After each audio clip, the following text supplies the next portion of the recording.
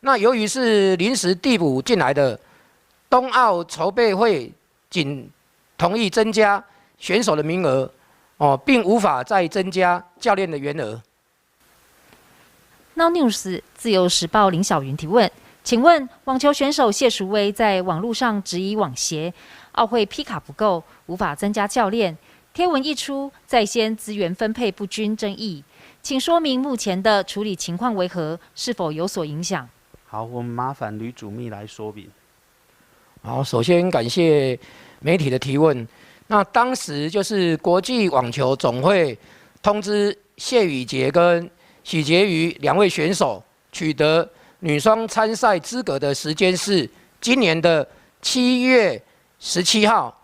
那由于是临时递补进来的，冬奥筹备会仅同意增加选手的名额，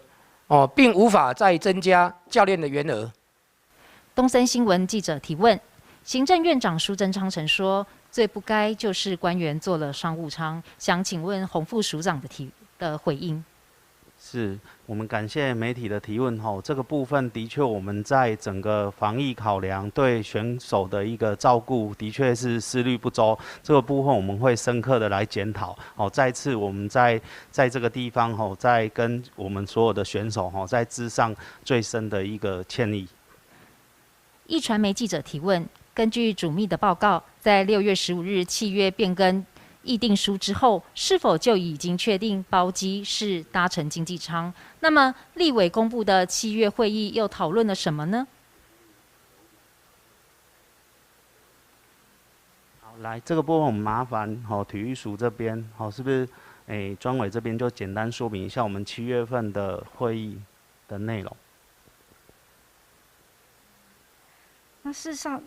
这个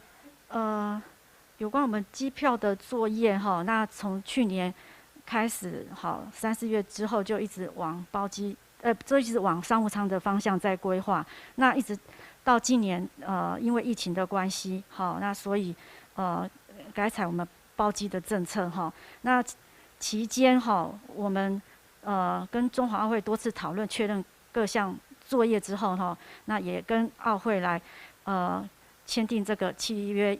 变更议定书那内容上我们就是以规范去程包机，那另外没有搭乘包机的人就搭乘商务舱，那另外回程的部分